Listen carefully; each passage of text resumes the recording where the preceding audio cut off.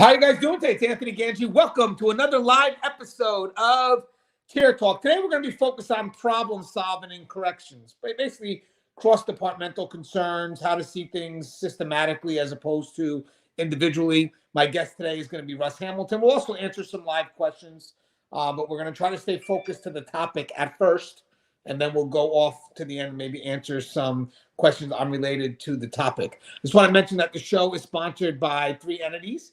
We have American Military University. So if you guys get a chance, check out American Military University. It's a great school, great online school. If you're looking to seek higher education, especially with American Military University, they support what we do in corrections. Please check it out. It's a great school, very supportive of our profession. We also have Guardian RFID, from inmate tracking and cell checks to cloud-based business and artificial intelligence. Guardian RFID digitally transforms jails, prisons, and juvenile detention facilities of every size. Visit Guardian RFID for more information. And we also have the wrap. Now, if you're unfamiliar with the wrap, there's a link to what the wrap is in the description of this video. But controlling combative subjects quickly in an upright position so they can breathe has never been more important. Departments such as Washington, DOC, LA County, San Diego County, and hundreds of other facilities across the U.S. trust and believe in the wrap restraints. Go to saferestraints.com for contact information and mention Tier Talk to receive instructor training at no cost. Lower liability for your facility and your personnel with the wrap. Give the wrap a call today, 800-WRAP-911. What's up, Russ? Anthony, how's it going? Hey, Russ, John Madden passed. Oh, that's terrible. That's terrible. Way back in the day, I was a Raider fan. It's sad news. I just saw it on my Facebook feed. So what I'm going to do is I'm actually going to share it out. But Russ, do you mind introducing yourself to our audience? Not at all, Anthony. My name's Russ Hamilton. I'm a former sergeant and officer with California Department of Corrections and Rehabilitation. Started way back in 1989 at San Quentin State Prison. After I retired, I started to work for a local juvenile detention facility that was a brand new department for that probation department. And then now, I work for a private entity, and we do reentry and rehabilitation work with people that are on probation, people that are on parole, and some individuals at a local county jail near here. All right, so this is a good topic today. Obviously, corrections, we're dealing with a lot of problems right now. And I think the biggest concern right now is, are we reactionary in dealing with the concerns, or are we more preventive? I'm reading a great book right now called Upstream. It's by Dan Heath. It's a book that kind of talks about how to solve problems before they happen. And basically, he does talk about that most of the time when we're solving problems, we're reactionary, we're downstream, we're just solving for the moment, get an instant result. Basically, we're treating the symptom. A lot of us do not travel upstream to really look at measures that could be more preventive so these matters don't happen again. And I really do believe that corrections, working in a prison or jail, we tend to solve things on a very reactionary level. And I think ultimately being reactionary has wind up kind of putting us where we're at now. You know, basically just the problems that have been kind of tossed under the rug are now starting to surface.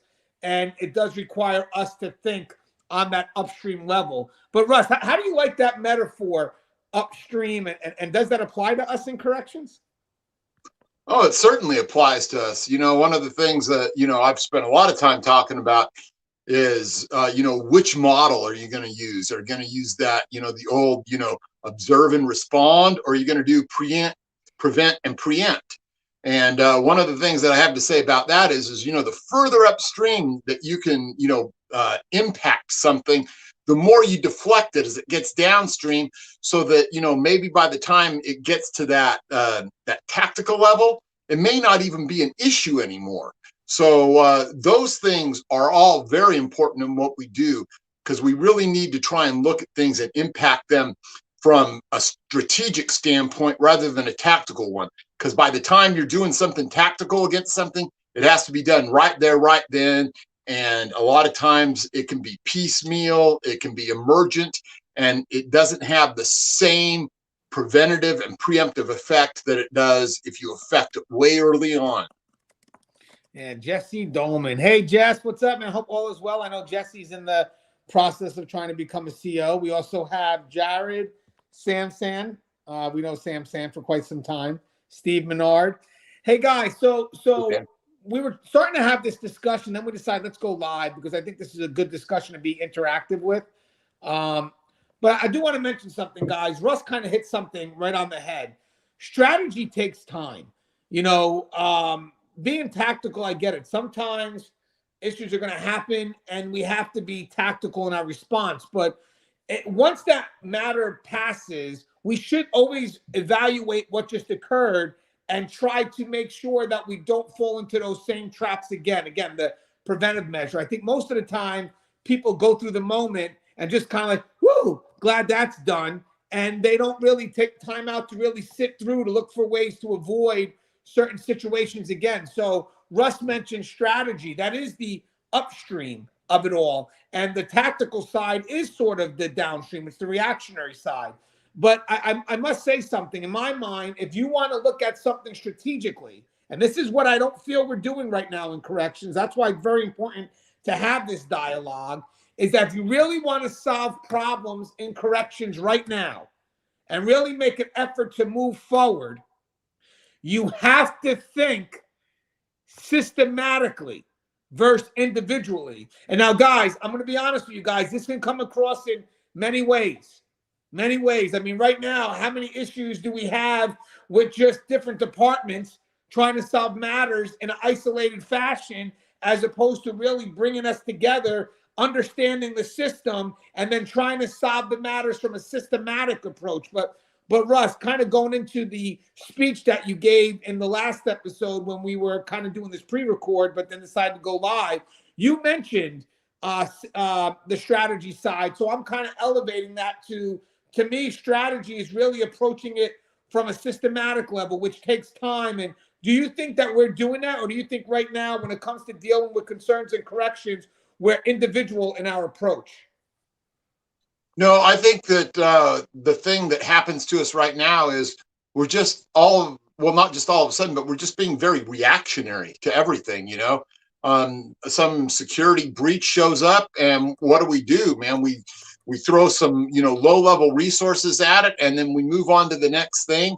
And we haven't bothered to identify why we didn't identify it earlier on and take those, those preemptive measures that can, put you out way in front of a problem before it becomes much of a problem. Instead, we just decide that we're going to react, we're going to observe, we're going to respond, and then we're going to go on to the next emergency. And that's no way to really do business. Hey, Jack Mosley, our boy, mentioned something great. Talks about the bigger picture, VIA, the individual elements. Can I tell you something? That is key. If we all look at stuff at an individual level, we don't see the full picture. We see pieces of the picture. Now, if we look at things from a systematic level, that means we're bringing all those pictures to the table to form that bigger picture. And I think that's something that we don't take the time to do because, mind you, guys, we'll answer your questions now based on this topic, and then we will answer questions that are outside that. But I just want to make sure that we cover this topic first. Mind you, guys, when we bring this stuff to the table, we have to make sure that when we're facing these concerns, because again, I don't believe corrections is doing this properly, that we do have our discussions, that we do take our time with our approach. Like technically, when we react to something, we should have to go back and say, hey, if we had to react, did we fail at something? Is there something that we weren't able to do that caused this to happen? And I think when we were touching on this before, and this is where it comes from, guys, and however you want to apply it, you can apply it, because right now it's a bit general, I get it, but trust and believe this could be applied, is we have really started normalizing the abnormal. Now, the problem with that is that corrections is going through a lot of concerns right now, understaffing being big, the changes in rules that have affected our safety and security. Now, once we start normalizing the abnormal, we stop seeing the problem. And therefore, we stop making an effort to resolve it. And I think that's really starting at the highest of levels. Because here's the thing, guys. If the highest of levels don't know how to solve the problems, we at the front line are stuck doing the tactical approach. like Russ said, and we're exhausted. We're exhausted because the people that are meant to implement the strategies from the highest level, right, are forcing us, because they don't know what to do, to constantly respond on a tactical level. And Russ, how exhausting does that get when you know, Russ, that even from that tactical level, you're sitting there knowing, man, if we could have done it this way, we wouldn't be here doing this right now. Yeah, that just becomes the thing where, this becomes endemic, and endemic problems to all of, corrections. One of the things, that for instance, you might see all the time is, you're having some, little fights and maybe some little mini riots and stuff out there. And are you asking yourself, what is it that you're not doing that could stop those? Do we maybe need to, do more work on identifying gang members and, validating them, moving them to other areas of the prison, other areas of the state? Or maybe it's something a little bit more simple, like maybe there's just too much contraband out there. And so drug deals are going wrong and there's gambling debts. Maybe there's too much booze out there on the yard and you haven't impacted that properly. One of the things I like to bring up and that I brought up earlier was you have to try and solve things from a comprehensive approach. If you just, like the booze thing, for instance, if you just say, oh, you know what, we're just going to have, all of the units do a few extra searches, that's really not the most effective thing out there. You'll have an impact, but it's going to be of that real de minimis nature. So instead, when you look at things and you want to impact them from that comprehensive level, start thinking about things. Okay, you know what? We need to stop things coming out of the chow hall. We need to stop, we need to quit serving them sugar. We need to make sure that nobody's bringing out fruit juices in the morning. We have to make sure that if we're going to serve fruit, that it's going to stay inside. So we have to have people, patted down. Maybe we're going to run around and all of the garbage bags and all the units, we're going to poke holes in. So that, it takes them longer and they have to expend more effort and there's not as much reward for making this stuff. There's a lot of things you can do, or you can do one or two things really poorly and not manage to make any difference at all. That's why I really preach on this stuff about, critical thinking skills in order to impact those things. Start way upstream, deflect it a little bit, it'll run into the shore all by itself. Yeah, and Rob Greenfield says something great. The problem is, and we've discussed this before a number of times, it's money. You know what's funny about that? And he's 100% correct.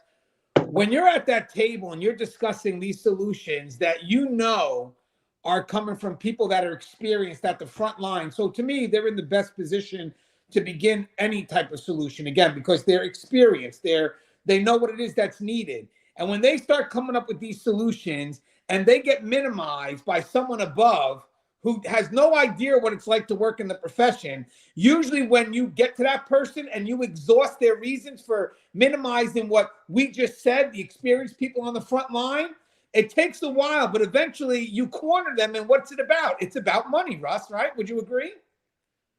Yeah, it's about money, and the problems that they never tend to see, or that they only think about when it comes to us, is either, liability, or the other one that I used to like to bring up all the time is when they didn't want to do something that impacted safety and security in a great way, was how much does a single broken jaw of an inmate cost us? These things carry their weight. And so the reflex action to just try and penny pinch all these things to death, it doesn't hold water in my book.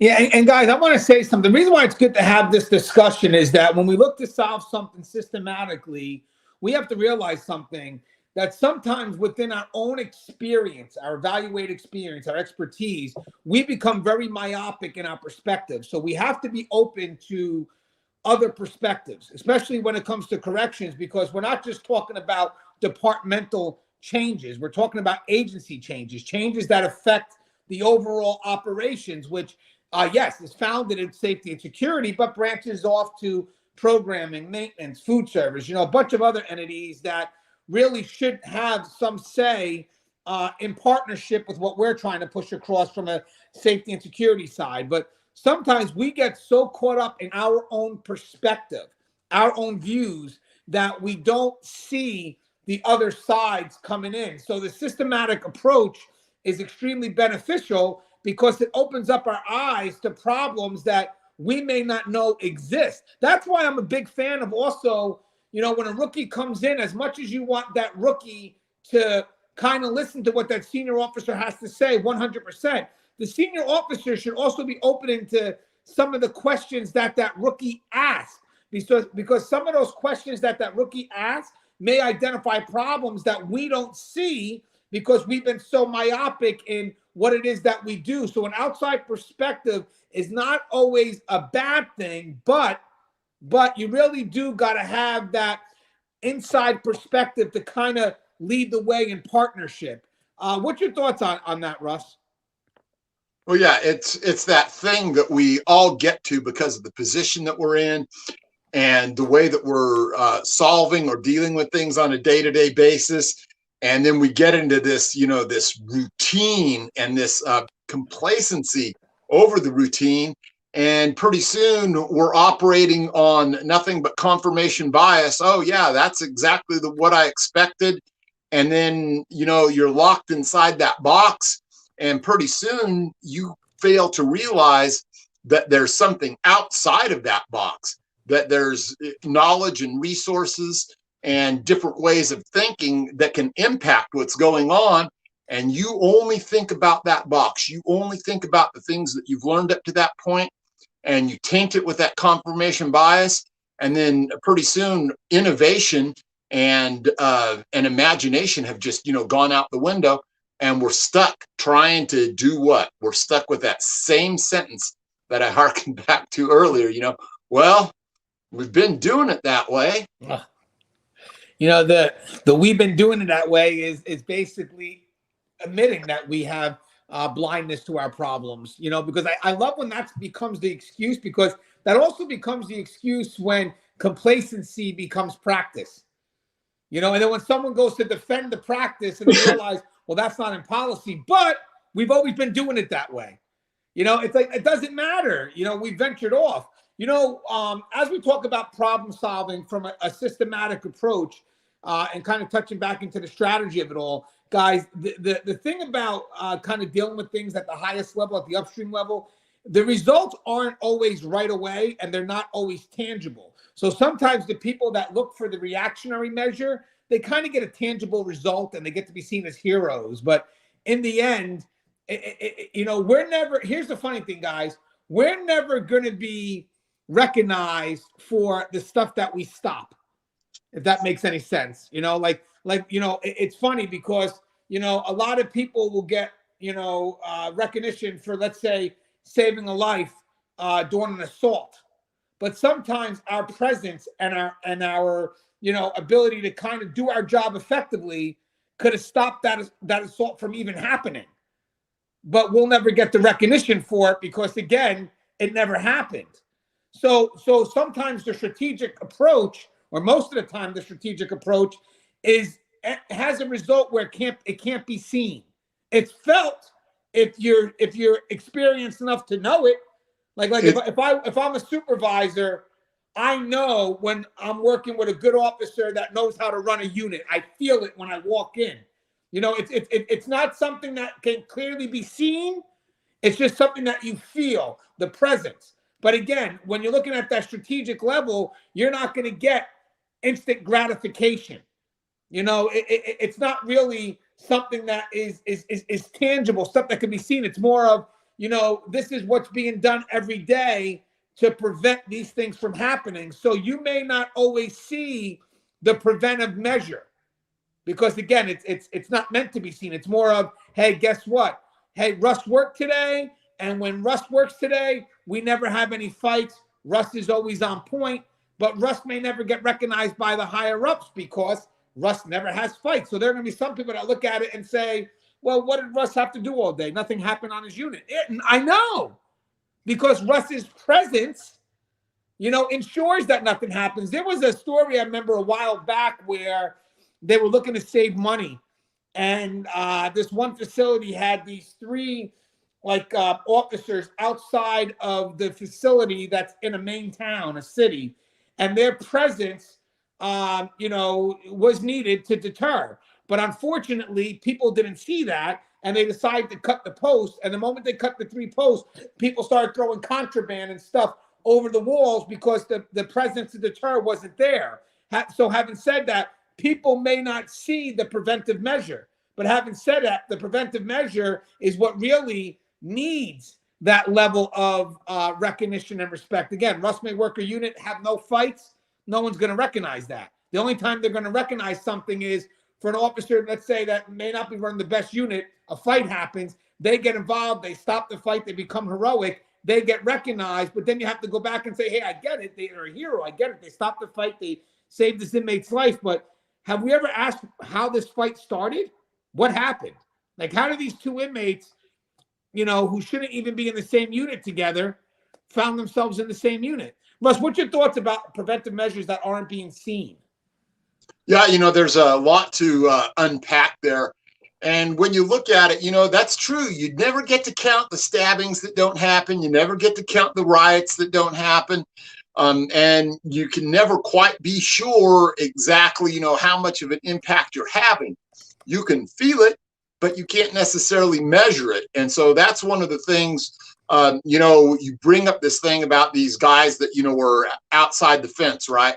And that's what I refer to as active deterrence. They're out there, and because they're out there, nothing is ever happening. They're not engaged in deterring. They're simply out there and active. What's happening is there's a passive deterrence that happens off of that from the inmate families and gang members and stuff. And they just know, hey, those guys are there. We don't really have a way to get around that. And so that's both active and passive at the same time.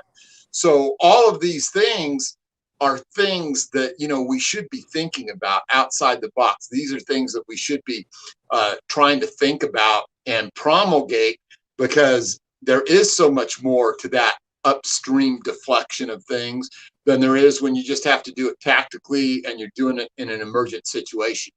Yeah, even the policies that we develop, I mean, some are purely reactionary, because something could happen. It's like, oh, we didn't see that occurring, and then we write something reactionary. But I would like to think that we also have some that maybe you may implement something reactionary at first, just to kind of, keep things at bay. But you should always go back and realize that this may not hold weight for too long. This is just something that is a Band-Aid right now. So let's do this right now. And let's go back to the drawing board and divide some level of strategy so we could put something evergreen in place. My concern right now with corrections is that there's a lot of Band-Aids covering these wounds, and we're really not doing anything that's evergreen, anything that's strategic to make sure that these things don't happen again. And the reason why that is, Russ, in my opinion, is the people that are in the highest levels of leadership that can make this happen, they're not in the position long enough to care. What they're more concerned about is how I'm going to look in the moment, not how the agency is going to look 5 years from now. They don't have a mindset that really goes past the moment, because they're thinking to themselves, hey, I'm not going to be here in 5 years, most likely. Either I'm going to aspire to be something else, so this is just a stepping stone for me, or I'm going to get replaced because I can only do so many amount of years before I have to get replaced by somebody else. So if you think about it, our long-term solutions that we best need are probably not going to be implemented from people who are not going to be in the picture that much longer. The long-term solutions really have to come from the front line up. But again, the front line has to be put together in a way that we get everybody involved, so we don't just do things that best to serve one department, but rather serves the agency as a whole. So I know very few people as supervisors or as managers that actually, when there's a concern, they bring everyone to the table that is affected by that concern and try to solve it from that multiple perspective. Now, be honest with you guys, even though at the higher level you could see a bigger picture, you're not really the person to kind of come up with the best solutions at first. Your job technically is to bring the people that work it every day, the experienced people, the people that know the little things that you're never going to know.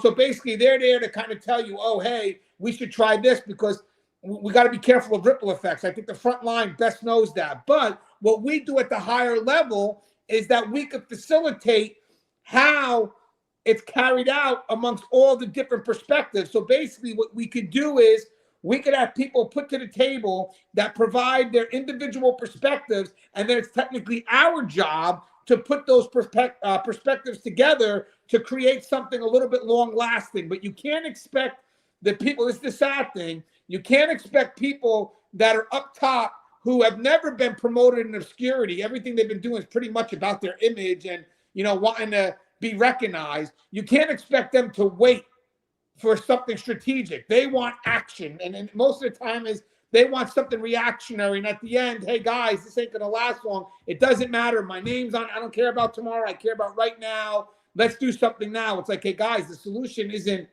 gonna happen in a day. You have to allow us to talk. You have to allow us to implement some level of change that's gonna take time.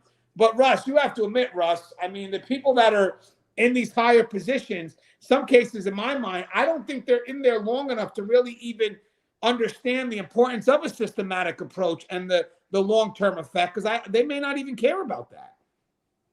Yeah, they may not, and it's one of those things where, you know, they mistake activity for problem solving when, you know, it's really, you know, it's all flash and no thunder, so to speak.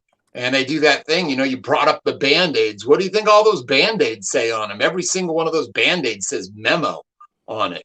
And so when you're, you know, running your unit or your facility on edicts and memos, you're going to get bad results because those things, they tend to cancel each other out. They're things that seem good in the heat of the moment, and there's never any real dissection of those things, no deep introspection on how it might be affecting the balance of what's going on in that facility. And so that's why, you know, you have to have people that are on the same page, people that are, you know, operating as a team, people that know how to bring solutions to the table and present them and do it in a manner that's not piecemeal, but is, you know, a comprehensive look where more than one facet is attacked at the same time. Yeah, and you know what's funny, guys?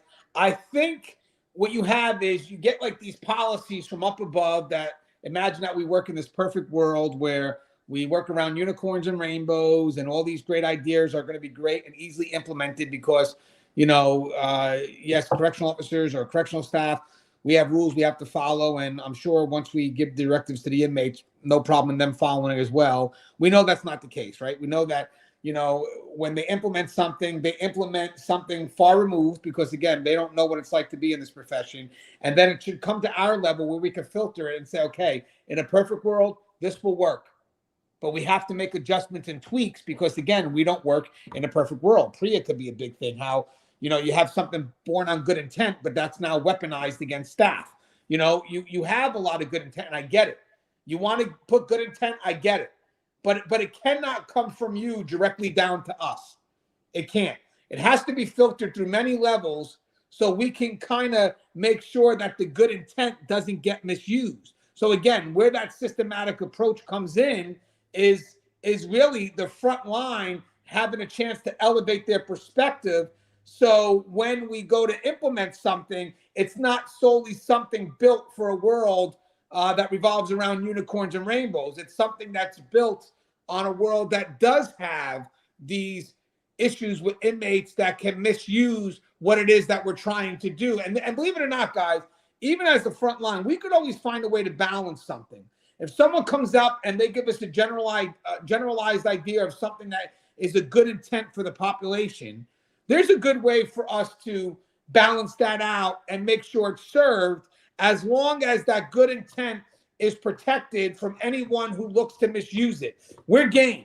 We know what our job's about. Trust me, we want an easy running facility. You know, we want things to run normal. I don't want to do fights all day. I don't want that. I'm 40 something years old. I want shit to run normal. I have a lot of responsibilities right now. So I kind of don't like codes. I don't think I ever did like codes because that shows at one point we lost some level of control, you know? So I think that what we need to do is The people that are coming up with these ideas from the highest levels, they have to be able to filter it down to us, and we could say, hey, listen, I get you want your name on this, but this cannot be, something that you have directly going to implement without us telling you these are the pros and cons. But now listen, guys, this doesn't just get filtered through a safety and security level.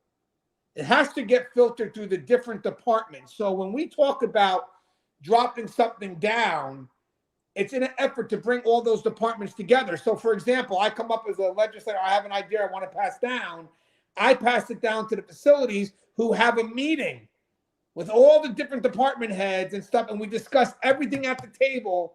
And then in the end, we leave with either a solution, because I would like to think that we're all trying to work to push things forward. But if we can't come up with a solution, then people trust in our exhausted effort when we have to say no.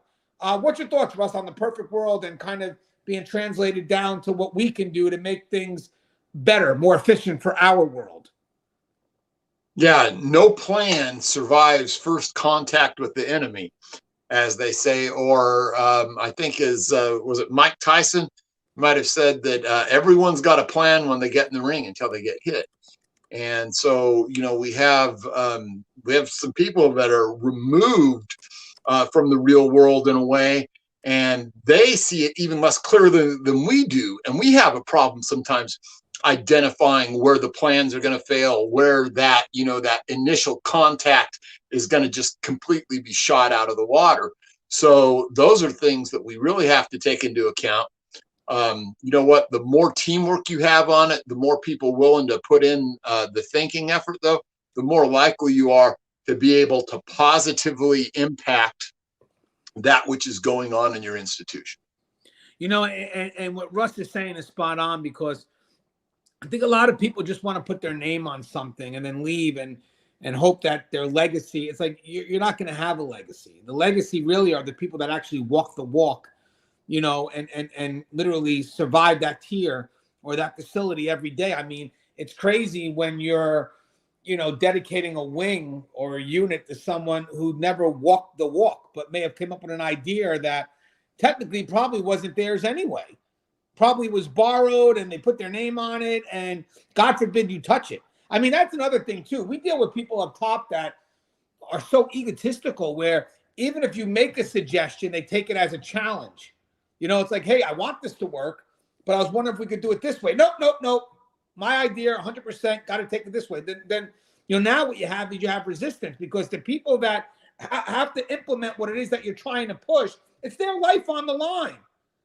So for you to think that your word carries more weight than them, who's going to have to carry it out and risk their lives to carry out something that you're going to forget about, that they're going to have to live with for the rest of their career, and then you tell them that you don't have value for what they have to say, how do you expect them to want to embrace that 100%? Because if you don't have value for what I have to say, then I'm going to say that you don't have value for me as a person. You don't have value for what I'm committed to every day, but yet you want me to blindly go at this 100% just because you said so. In this profession, that's hard to get I'm going to do it because you just said so, because my life matters to me. And at this job, every directive could put our life at risk. So if I feel that there's something that you want to pass that could present a conflict to my well-being, and then you don't allow me to say anything about it, but you expect me to push it at 100%, how foolish is that? Russ, I mean, what's your thoughts? I mean, you've been a part of that, right? The push, but I don't care what you have to say, Russ. Well, that's why though, people, when they come up with these ideas, if you really want to be a good manager and, something is important for you to get it done, leave it at the strategic level. Tell them, what the plan is, what the objective is, and leave the tactics to the people that are down there in the trenches, right? They're gonna figure it out. They're gonna know the best way to implement things and stuff. Is it gonna fit your vision 100%? No, it's not going to, but it stands a much better chance of actually working than you just, passing out edict after edict and following it up with, micromanaging all the little details, and then having a bunch of resentment toward you because you've made a bunch of work, and that work has made a bunch of work because it didn't work in the first place. And now everybody is involved in trying to cover your ass because it looks so horrible. Yeah, and you know what's funny is that the systematic approach is the strategic side of things, as we mentioned. So it is something that takes time. It doesn't always have an instant feedback, but we know it's something that we may feel comfortable with because we know that when you do something systematically or when you do something strategically, you're kind of preparing for the ripple effect. See, the biggest concern I always have in corrections is that when you implement something, what is going to be that ripple effect? You know, so a lot of people that implement something blindly, they're not in a position to see the ripple effect. So I think the problem is that when the front line is not involved and they know, hey, if you implement this, hold on, because this is what's going to happen. And then what happens is they said, nope, don't care, we're implementing anyway. And then the stuff happens that Frontline could have warned us about. They become disenfranchised. So now here's what happens when that happens, guys, because it does happen. We don't grow anymore. So we can no longer even operate on any type of systematic approach because the people that believe that they have all the answers and they start shutting up the people that are in a position to have the answers, these higher ups start being surrounded by people that don't want to talk. They no longer feel they have value. So now this person at top has no idea what they're doing. They're not growing in any way, sense, or form. They have no understanding of the front line, what they got to go through. The front line, they don't want to pass anything up anymore because we're not being heard. And now guess what, guys? Either we don't move anywhere or we start falling backwards. You have to remember something, and Russ could agree with this. The facility, the department, corrections, the job that we have, we constantly have to fight every day to keep things running, to keep things normal. It's a fight. It is. You know, it's a lot of things that you cannot see that have to be controlled, prevented, just to keep things operating on a normal level. Now, the moment you start to slip away, the facility wants to go to chaos. The facility wants to be chaotic. The facility doesn't want to be controlled. I mean, think about it, guys. The people that we're supervising, you know, we have to provide that structure. If not, they would want a chaotic world. So we have to constantly maintain that. Now, when we start feeling that we don't have value and we're not a part of bringing that world together and keeping it normal, the problem is we stop trying. So even though this person's passing all these things from the top, they're passing it down in a world that can't handle it. They're not ready. And eventually what's going to happen is these simple ideas that you're looking to pass is getting tossed into a world that is extremely chaotic. And it makes matters worse. So having said that, we need to come up and say, hey, I know you want to implement this, but here's what we got to do first. We have to do this before this even becomes feasible. You know what I mean? Think about the solitary confinement. Let's push and first off, we know that's not what's happening. The verbiage is very poor. It's meant to sell a political agenda. But having said that, because most people are familiar with that word, which is not what we utilize, let's just go with familiarity here. Solitary confinement. You know, okay, we can't do it no more. All of a sudden, it's like, okay, I get it, but what's going to be in its place? We don't know. We just can't do this. Guys, we're not ready to make that move. I'm not saying that we couldn't eventually adjust, but you haven't even given us any alternatives. You just said, hey, screw everybody's safety. Let's just get people out. I remember California doing that with the gangs. And it's like, hey, guys, we're not ready for that. We haven't had any discussions. We're not prepared. But in the end, you expect us to carry it out because we're expendable. Bullshit. Bullshit. I call bullshit on that. I say, hey, I got your idea. I'm not saying it's a no. We didn't say it was a no. But can we now approach this idea systematically? Because your idea may seem like it has value at an individual level, but this requires a systematic approach. And you just kind of cut us off when you told us you don't want to hear what we have to say and then hold us responsible when the world went to shit. Why? We weren't even involved. We had no say. Russ, remember when the gang stuff happened, how you felt about that? You worked in Cali. You knew right from the get-go, bad idea. Why? Because we didn't have any say in how it could safely be done. It wasn't that it couldn't be done, but how do we safely carry it out? Up top's not going to know. That comes from the experienced people walking the walk.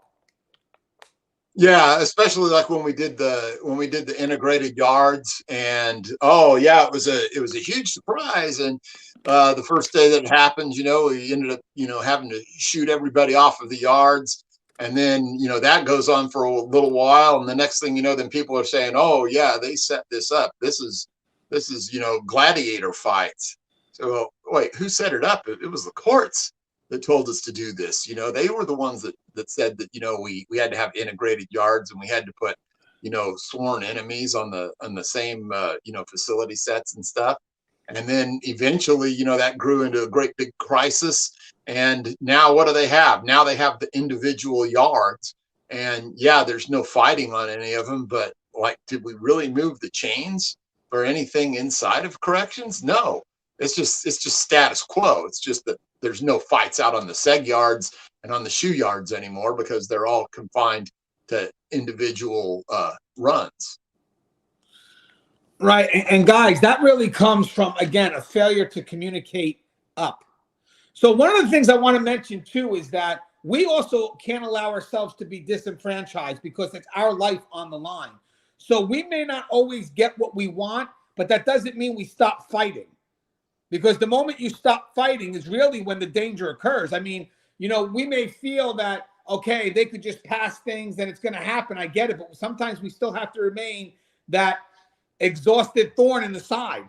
Because again, Russ mentioned it before, I mentioned it before. If we stop fighting, then the abnormal becomes normal and it becomes accepting it.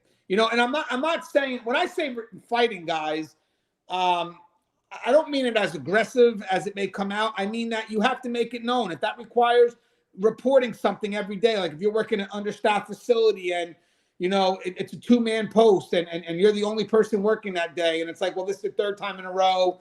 I guess it's just going to be the thing now. I'm going to stop writing it. No, you keep on writing it. If you're in that post for a year and policy says 2 and you're still doing it for a year, there should be, minus the work days, whatever it is, but forgive me, but 365 days or 365 reports. Get it. I'm sure you get my point on that. I can't minus the weekends and the RDOs or whatever the hell it is. But basically, if you're working that post for a year, every time you've been on that post, there should be a report. Never, because the problem is that when we become disenfranchised, we think, oh, well, I'm not going to do it anymore. Screw the agency. And you're not. You're not hurting the agency. You're hurting yourself. You're hurting your partner. You're hurting your voice to get these concerns out, because if something is to happen later on, they don't care about what you said 6 months ago. They care about what you said that day. When you went on that unit, you didn't say you had a concern. I know, but I said it 6 months ago. Look at my report. But you didn't say it the day it happened. Disenfranchised, we wind up being our worst enemy, because when we become disenfranchised, we stop being productive. And in our world, being productive is what helps us save our own asses, our own lives. I mean, Russ, when you have a disenfranchised officer, and let's say they're writing charges, but for some reason these charges keep on getting dropped, would you recommend as a supervisor for them to stop writing charges? No, you can't do it. You still have to be engaged in the process of documenting it. But therein lies the rub, though, so to speak, in that if we keep disenfranchising these people, we will make them less effective. And when we make them less effective, we're making the whole enchilada a whole lot less safe. So, it's really incumbent upon, the managers and admin to try and keep this thing running. And one of those things, like you brought up, is making sure that, we're getting true due process on these inmates, and that we are sticking it to them when the charges can be stuck, and that we're moving forward in a way that holds somebody's feet to the fire. If you want to look and see some great examples of, no further accountability whatsoever, just look right here where I'm at in California, just, 80, 90 miles to the west of me, right there in San Francisco.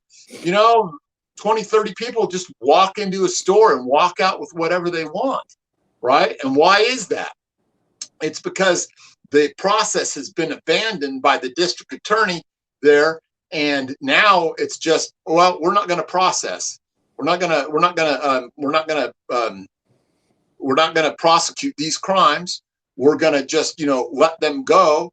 And then it just feeds on itself. And as it begins to feed on itself, then it takes on a whole new aspect of safety and security. The same thing goes on in prisons. If we fail to hold people's feet to the fire on this, especially with regards to the inmates, man, you want to see them really start acting up. Just start dismissing those charges, and you'll see. And pretty soon, it'd be nothing for them to accost staff, to assault staff. And I mean, you see examples of it in the newspaper all the time at facilities where it's gone by the way. There is no more accountability. There is no more of these charges sticking on these people. As I said, I think the biggest concern we have now is our effort to solve every solution on individual level, as opposed to doing it systematically in partnership with the people that are working to the left and right of us. I really do think that we could solve a lot of concerns if we had more sit downs with each other and more discussions and try to start understanding what it is that we need as an agency and not just as a department. Because like Russ mentioned before, these piecemeal solutions, all that does is push the buck somewhere, because again, everybody has, hey, Teresa, everybody has to be, oh, hi, friend Anthony, regards to your show and all you do. That's my people, Teresa. Teresa. Read Living the Dream. I will. I'm reading actually right now Dan Heath's Upstream. And it really does, to me, hit home because, and I'm definitely going to read that book, John, because again, we're not approaching things in a manner that brings everybody to the table. I mean, it's more about what we can push off to someone else, and eventually, someone else is going to want to push things back. So when we're trying to solve problems, I think solving problems is bringing everybody to the table and prepare to compromise, whether it's management, whether it's custody, whether it's program providers, whatever it is, there has to be some level of compromise. But I will tell you something right now. For those that think compromising is weak, compromising is still setting some terms. Remember, compromise, I see compromise sometimes as 50-50. You go at a table with 100% of your concerns, you got to realize something. You're going to expect someone else to do the same. So having said that, a good compromise is going out at 100% and then maybe everybody leaving with an equal share of what it is that they're expecting from whatever it is that's trying to be carried out. We don't have those dialogues. We don't have those strategies in play. We're not thinking upstream, as Dan Heath would say. We're more just coming in it from a departmental concern. And then when we solve an issue, we solve it where it's strictly only beneficial to the one department. So that's not going to last long. It's not, because eventually the other departments are going to feel neglected. They're going to come up with their concerns. So what do we do next? We now, take from the one department and then try to start shipping. Now this one department is like, well, hey, you screwed us on this. Actually, we never even had a dialogue. You came in with a concern, and technically what we should have did was, because your concern involved the other departments, we should have everybody at the table and had this discussion. Another problem with corrections right now, guys, is because we're so overwhelmed, and especially with understaffed. I mean, every area of corrections is pretty much understaffed, department-wise, agency-wise, that even taking the time to address a concern strategically becomes annoying, because I don't have enough time to do this. I got tons of other shit on my table. I'm overwhelmed. I'm stressed out. Now this department has a problem, and I just want to do things easy. I want to move things quick. So what do? In being convenient, we look for shortcuts. So if that means I get this one union coming into my room, and I really don't have time for this, and they have a concern, I'm not really looking to solve the concern. I'm looking to find what way can I get them best out of my office. And I know that if I tell them no, that keeps them in my office longer. So what do? And I know this happens at the highest of levels. I give out these bullshit yeses. And later on, they're going to have a ripple effect, but not today, they won't. So I don't know if I'm going to be here tomorrow, but today they won't. So I make these bullshit promises, not in an effort to solve a problem. I'm really just motivated to get this person out of my office. What I should be doing is, I know I'm overwhelmed. This is a concern. You know what, guys? Let's plan a time so I can bring some people together and we can discuss this and we can make it happen. Because in the end, guys, if I'm looking to push you out and I say that yes, hey, Russ, you know I'm right with that, Russ. How many times people are really actively engaged in problem solving? They're more of like, you know what, I'm overwhelmed right now. I just want this person out of my office. What's the best way to do it? I'm going to say yes. And Russ, why do you think politicians say yes all the time? It's not because, oh, they're so good-hearted and they're doing things for the people. They know that when they tell someone no, it's going to be time-consuming. So who's going to deal with their bullshit yeses? We are. Russ, am I hitting something with that? Do you think I'm correct? Exactly. That's why they say it. They say it in the heat of the moment because it makes a good soundbite.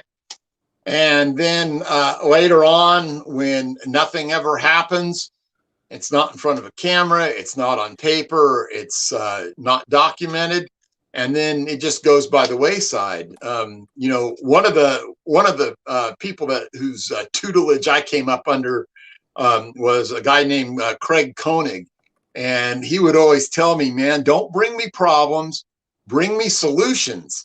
And so that was a great way to approach it, you know, because if I already knew what the problem was and I already identified what had to be done and I could present it to him, he would just take action, you know. And so that's an important part. If you really see a problem, identify those things ahead of time, bring the solution to the person, and then who cares who gets the credit? Hey, good luck to Albert. He thanked us for the show we did, and then he said that he uses our videos to help him with the application process. That's pretty cool. I mean, that's what we like to hear. It's not about the knowledge, but the application of the knowledge.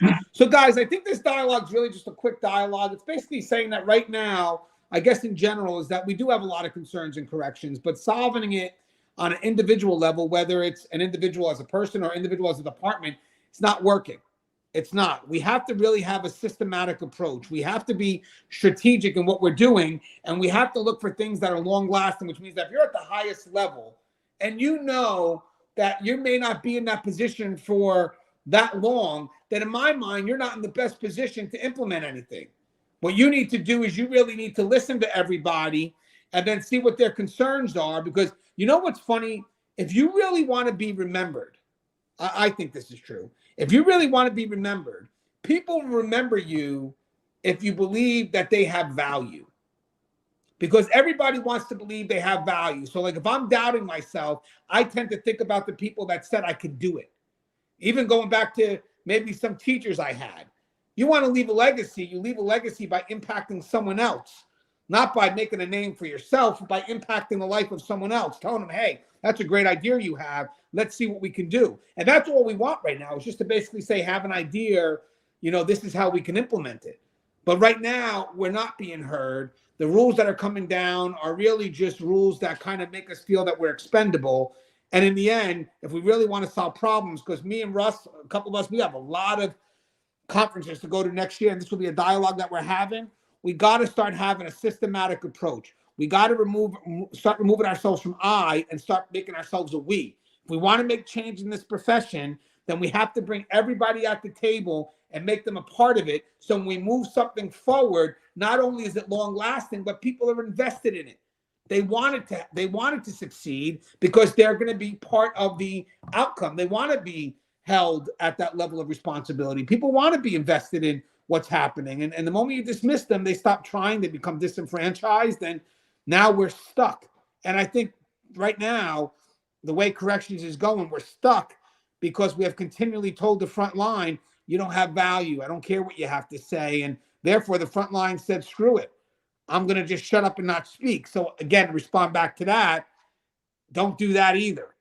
Continue to speak, but now you speak more aggressively, as opposed to, we were partners. We could have been partners in this, but the moment you told me to shut up, now we're adversaries. So having said that, we could have been partners and did this together, but the moment you told me to shut up, now we're adversaries. So I'm still going to push for what's right. It's just you're not going to be with me. Hey, Russ, what's your thoughts on coming together as one? Yeah, you know, ultimately, that's where we have to go if we're going to make progress. And, you know, personal problems and egos and things like that have to, be moved aside, and we have to try and find some common ground, and we have to be able to agree on some things. One of those things being, that safety and security has to be paramount, and that there's no excuse. There's nothing that can be done by any of us that should be allowed to impact that negatively. Line staff have to do what they have to do. They have to get up there. They have to make the rounds. They have to do the things in order to, interdict the violence and the contraband and everything else. But admin and management, they have to be there. They have to put us in a position that we can do that. They have to provide us with the manpower. They have to provide us with resources. We have to have the right equipment. We have to have the right training. And so, it really is incumbent upon them to keep us functioning. We can't go forever and just say, yeah, I'll do more with less. Well, the funny thing is, even as administration, I still don't feel administration is the final word. I feel they're facilitators. I believe that their job is to bring everything together for a solution. So if you're on the administrative level and you're cutting the front line off and you think that you're the person that has the final word, that's not what your position's about. Your position is about facilitating the needs of the facility at a higher level.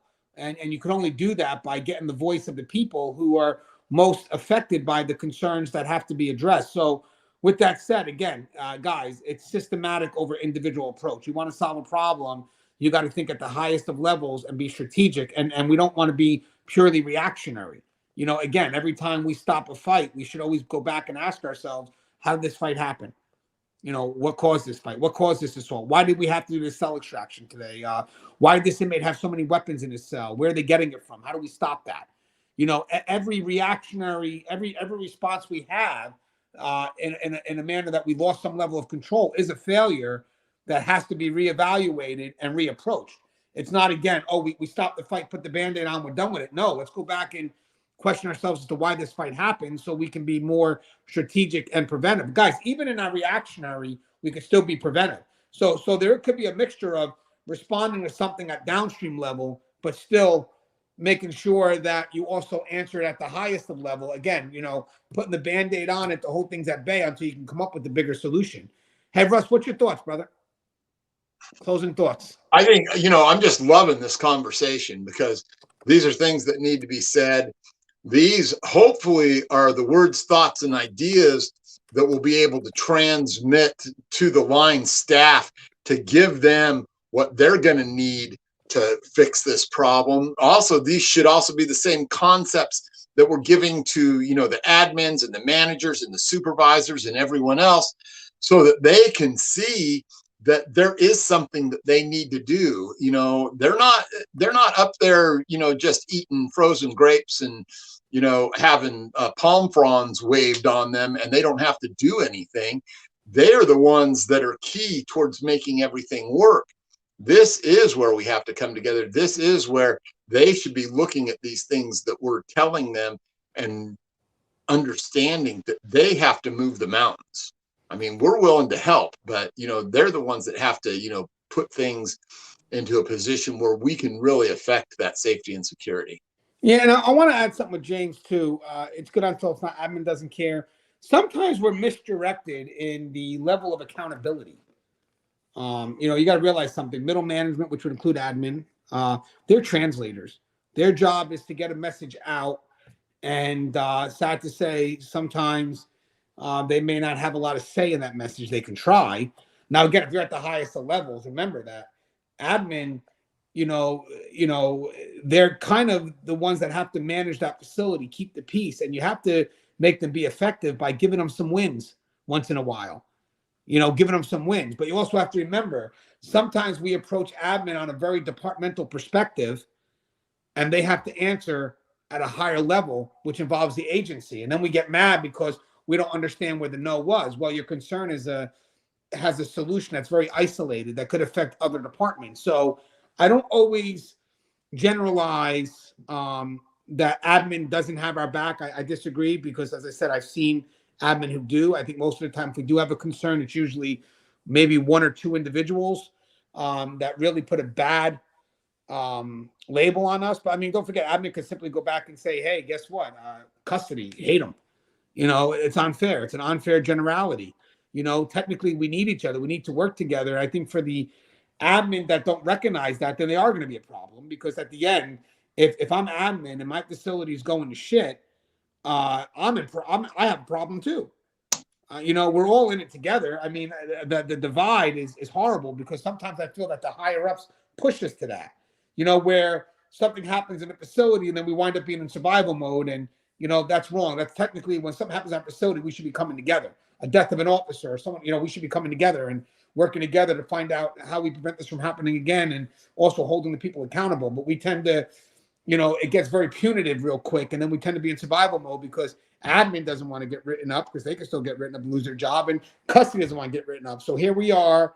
As admin, I'm looking for violations of policy, and then you're talking about how policies don't matter. And in the end, the inmate who did this all is living scot-free, because we're pointing our fingers at each other instead of coming together and let's get this inmate where they need to be. And then we come back to the table and we talk about what the fuck just went wrong here today. But again, that requires time. That requires energy. And a lot of people aren't willing to do that. So my response to all this is that we may have a few bad apples, but we can't generalize it, because in the end, if you do have an admin that has good intent, and you have stereotyped the admin based on one negative experience you had with somebody else, then you're not going into whatever this person's trying to do with a positive mind. You're already going in, cutting yourself off from even what could be a great outcome. Sometimes, believe it or not, admin may want to implement something that's beneficial. But then if you start having this bias against admin, you're constantly questioning why. And at the end, it's like, well, I don't trust it. Well, admin's trying. You don't trust them, and then you still say admin is garbage. You're not allowing admin to push anything forward because of this generalized animosity. Generalized animosity is killing us from moving forward, and it's good that it's been brought up because it's killing us from solving things systematically. The reason why we're solving things as individuals right now is because of generalized animosity. I mean, Russ, before we close, Russ, I think that hits home. Won't you agree, Russ, that the reason why we're having these concerns, the reasons why that we're not really solving any of our problems, because we don't look at it from a systematic level. We look at it from an individualized level. And I think actually Russ has left. I think Russ knew the show was over and he may have left. So I don't have anybody to answer my response. So having said that, oh, there he goes. Hey, Russ, I have one more question for you. So yeah, my phone is running out of power, so let me plug it in. I just had one more thought, but it's okay. I just wanted to say, no, go ahead. Go ahead. Want to tag in on that. Like, I think the problem is the generalized animosity that we're having as we define, let's say, a negative interaction with one as a negative interaction with the whole department instead of holding that person accountable. The problem is that that's what stops us from finding a systematic solution, because in the end, we're individualized. And I think what we need to do is stop the generalized animosity and encourage us to work together as opposed to being divided. What's your thoughts on that, Russ, before we go? Because I know you got to go. Well, yeah, I think that just from my perspective of what I've done in my career, if there's one little tip that I can give to, management and admin and stuff, is let these people know that you are being responsive to them. The brush off, regardless of what happens afterwards, the phone calls you make, the things you look into, doesn't let us see what's actually going on. Bring us into that. We can be problem solvers for you. We can actually, fuel you with ideas and solutions and everything else. But when we feel that it's falling on deaf ears, well, you know how it is. We've been doing it that way. I hate that phrase. All right, guys, the show is terribly having. Please subscribe, interact, engage, comment, hit that bell. Bell's going to notify every time I post a video. As always, guys, don't forget my books on the market, inmate manipulation, link in the description. As always, guys, stay safe.